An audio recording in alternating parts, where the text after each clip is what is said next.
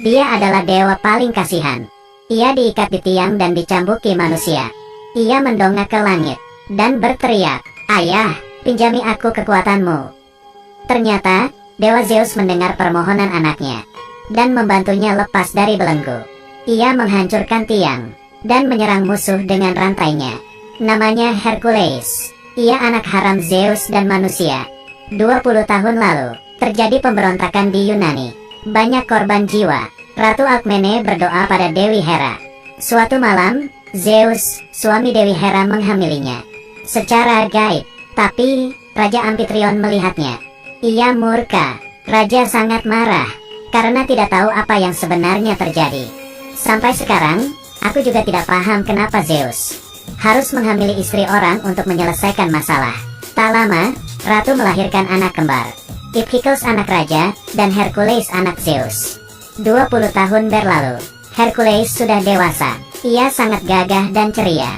Ia diam-diam menjalin kasih dengan putri Hebe dari Kreta. Kebetulan, Iphicles juga menaruh hati pada Hebe. Ia berkata pada Hebe, "Aku cinta kamu, tapi kamu cinta dia." Astaga, Hebe, kamu buta. Setelah Hebe pulang, dua bersaudara cekcok. Lalu, mereka bertemu seekor singa. Mereka mencoba menusuk singa dengan tombak. Tapi, percuma. Iphicles bersembunyi di pinggir tebing. Ia melihat Hercules diinjak singa.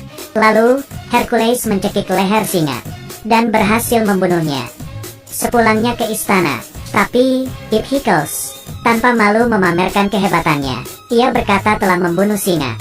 Hercules diam saja, karena ia tidak suka pamer.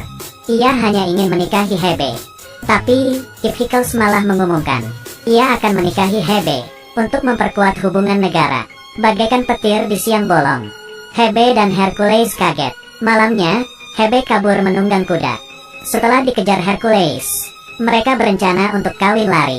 Tapi, tentara berhasil menyusul. Mereka ditangkap. Tapi, Hercules juga seorang pangeran. Tidak mungkin dibunuh. Iphicles mengutus Hercules dan 80 tentara pergi perang ke Mesir yang sangat jauh untuk melawan musuh. Hercules membawa 80 tentaranya ke Mesir. Di perjalanan, beberapa tentaranya mati mendadak. Mayatnya digantung.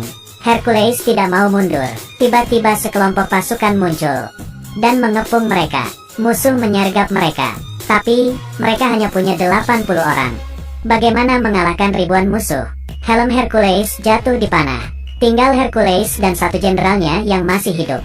Musuh mengira Hercules sudah mati karena helmnya jatuh dan akan menjual mereka berdua sebagai budak. Musuh mengirim helm Hercules ke Yunani. Melihat helm anaknya, raja yang agak senang mengadakan pemakaman. Tapi, Ratu Alkmene mengetahui semuanya. Ia mencecar suaminya yang telah menjebak Hercules. Raja sangat murka dan menusuk jantung istrinya. Di sini, Hercules dan jenderalnya dijual menjadi gladiator. Keduanya harus bertahan hidup dan menghasilkan banyak uang untuk bosnya. Dari pertunjukan bawah tanah, Hercules mulai beraksi di lapangan demi bisa pulang ke Yunani. Ia ikut pertandingan akbar. Saat ini ia harus melawan 6 orang. Keenam gladiator ini tidak pernah kalah. Hasilnya tidak usah ditanyakan. Hercules yang setengah dewa berhasil mengalahkan mereka. Di lapangan, ia akhirnya memenangkan kebebasannya. Namanya semakin terkenal. Guru di kerajaan Yunani mengenali Hercules. Ia segera mengutus orang untuk melindungi Hercules. Mantan guru Hercules juga memberitahu kabar kematian ibunya. Hercules sangat sedih. Ia bersumpah akan mengakhiri pemerintahan ayahnya dan menyelamatkan rakyat yang menderita. Lalu, Hercules mulai melawan tentara ayahnya demi rakyat. Ia mulai mendapat banyak pengikut. Desas-desus mengenai kedatangan Hercules juga santer terdengar. Raja Amphitryon mendengar pemberontakan Hercules dan segera menangkapnya. Hercules diikat di tiang dan dicambuki di depan massa. Ini adalah bukti bahwa Hercules bukanlah dewa. Raja juga menangkap jenderal dan guru Hercules. Lalu sang guru di depan Hercules. Hercules frustrasi. Ia berteriak minta bantuan ke Zeus. "Bantulah aku, ayah." Zeus ternyata mendengar doa anaknya. Batu tiang itu patah dan menimpa tentara ayahnya.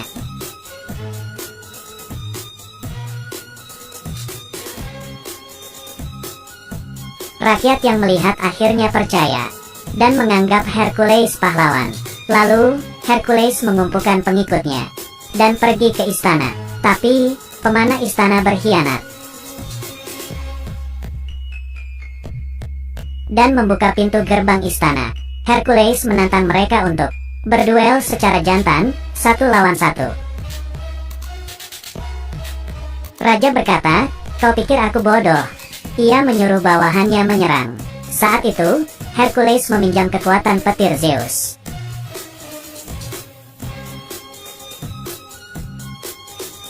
Satu, 2, 3, 4. Gelombang petir membunuh semua tentara raja. Raja yang ketakutan bersembunyi di dalam. Hercules mengejarnya. Dengan mudah, Hercules menahan raja. Saat itu, Iphicles muncul menawan Hebe dan menyuruh Hercules menyerah. Kalau tidak, Hebe akan dibunuhnya. Tapi, Hebe tidak memberi Iphicles kesempatan dan menusukkan belati tepat ke jantungnya dan Iphicles. Mereka berdua tewas seketika. Hercules sangat murka. Ia mendorong raja ke tanah, lalu menusuknya dengan belati yang digunakannya untuk membunuh ratu. Hercules menggendong Hebe. Hebe yang tertusuk di jantungnya ternyata masih hidup, padahal orang lain pasti sudah mati. Apakah jantungnya ada di kanan? Hebe akhirnya melahirkan seorang putra. Rakyat Yunani akhirnya terbebas dari Raja Lalin itu.